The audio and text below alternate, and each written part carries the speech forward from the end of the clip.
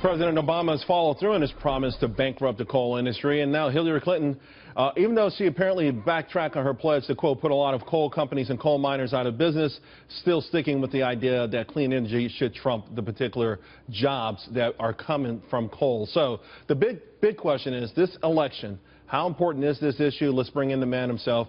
Some call him King Coal, Robert Murray, Murray Energy CEO, to discuss with us. Robert, thanks for taking the time out tonight. Thank you for having me this evening, Charles. You've got such an amazing, inspirational story, going to work in coal mines as a little tot to help your poor family, and now you have a company with over 7,000 employees. But I'm sure you had a lot more, and we've seen the wreckage. We've seen the bankruptcies. We've seen the billions of dollars in lost market capitalization and the tens of thousands of jobs that have been erased, largely because of President Obama. How important is this election for your industry? It's vital for our industry. Hillary Clinton has vowed, Charles, to continue the destruction of Barack Obama relative to the coal industry. He has destroyed tens of thousands of families, and now Hillary Clinton has said she will continue that policy and that she will generate $30 billion of taxpayer welfare for the communities. I can tell you, Charles, my employees in West Virginia, and I had at one time over 4,000 of them there, they don't want Hillary Clinton's welfare. They want jobs. They want to work in honor and dignity.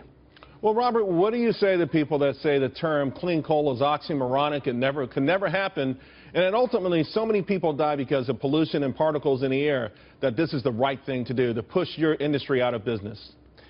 No, it is not the right thing to do. Coal is 4 cents a kilowatt hour electricity at the bus bar. The wind and solar that Mrs. Clinton and Barack Obama advocate is 26 cents a kilowatt hour with a 4-cent subsidy from the taxpayer.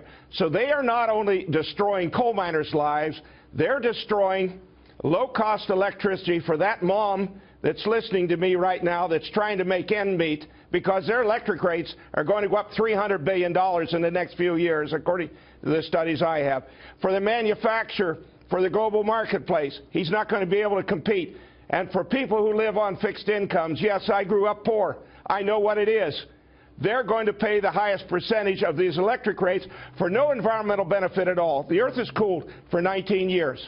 The Antarctic ice shield is larger than it's ever been, Charles. What this is a political power grab of America's power grid. Has nothing to do with the environment. They're trying to move the control of America, that's what Democrats do, to Washington, D.C. And once they do that, we lose our freedoms, bypassing the Congress, the Constitution, the law. And that's what Obama's doing. Hillary Clinton has vowed that she will expand on that. Her word, Charles. Right. I understand. Robert, real quick before we wrap this up, have they decimated the industry to the point where it can't even rebound from here? No, it can rebound. We've lost 94% of our market value from 5 years ago, Charles. The industry was worth $69 billion 5 years ago. It's about $5 billion today. There'll be about 30% of the industry left. You can't eliminate it. Wind and solar is not reliable. If the sun doesn't shine and the wind doesn't blow, there's no electricity. You must have fossil fuels, you must have coal to maintain the reliability of the grid so that when we flip the light switch, the electricity is there. That is about 30% of the electricity from the 52% that we had before the election of Mr. Obama. Robert Murray, again, I really appreciate it. You are one of the people that exemplify what America is all about. You created jobs out of nothing. You've helped Americans get ahead. And at 75, you're still pushing strong, and we hope you keep on pushing. We appreciate your time tonight. And thank you for having me, Charles. Thanks a lot.